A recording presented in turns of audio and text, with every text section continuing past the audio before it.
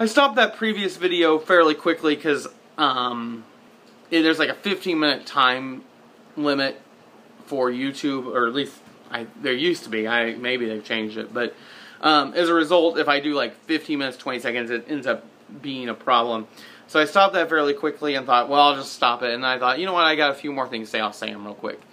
So anyway, if you have any questions, stop by and see me. I was saying that, you know, I'm usually on campus. I have a class on Monday and Wednesday mornings from 9 to noon. I will be there beforehand for about an hour, 8 a.m. to 9. And then I should be there in the afternoons most days. So from, you know, noon to, you know, 2 or 3, maybe 5, just depending. If you need to meet with me, just email me and we can set something up. But the key here is you know, if you have a question, you have a concern, just, you know, send me a message. Finally, just sort of what to expect as you go through the course this semester. What you'll find is in every module, even if there are 2 in a week, there will be a discussion board of some sort. Participate in that, reply to at least 2 other posts, and, you know, that's fairly typical. It tries to get you to think about it, discuss it, see what other people are thinking. Gives a chance for you to interact with your classmates. There's the lesson certification. It is an honor system where it basically asks, did you do the reading? Did you complete all the prompts? It's an honor system. You could answer true. Then you would just have the guilt of having lied if you didn't. But regardless if you answer true or false, I will give you 5 points. Now, if you ended up, but then there will be a second question. It'll be, you know, how, you know, what could be done to improve the lessons? What did you like? What did you not like? And that is worth another 5 points. If you say you didn't read it and you put false, you get 5 points for being honest. But, you know, just don't bother to answer that second question because I'm not going to give you credit. So even though you didn't do the reading, just say you didn't and you get half credit. And if you did do it, then say a little bit about what was beneficial, what was not, or just say I thought everything was fine, or you know, whatever. That's fine. And finally, because this is an online course, some of the exams have to kind of come in a little bit different format. They can't just be straight up, you know, they can't just be straight up a idea of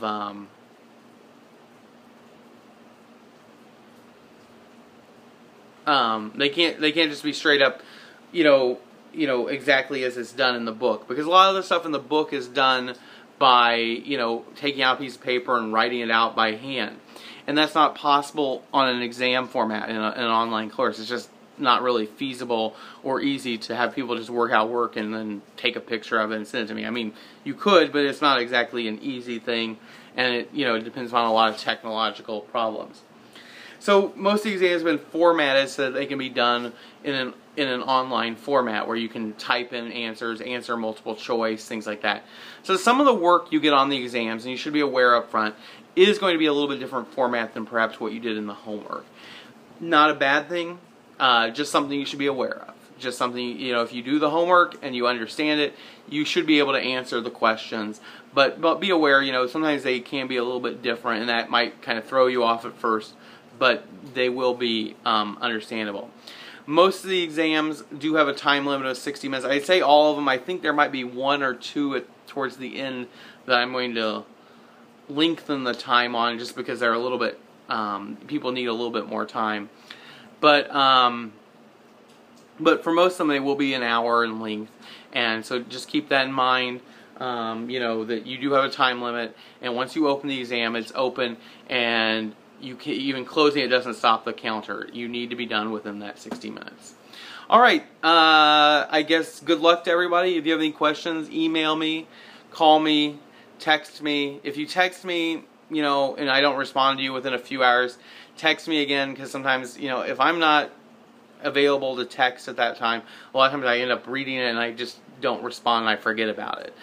Your best bet is to email me. I'm usually the best to respond to that. But if you have a question, a quick one, or you you know, want to call, that's fine. But just sort of, you know, let you know, all those are options. But email is probably the best.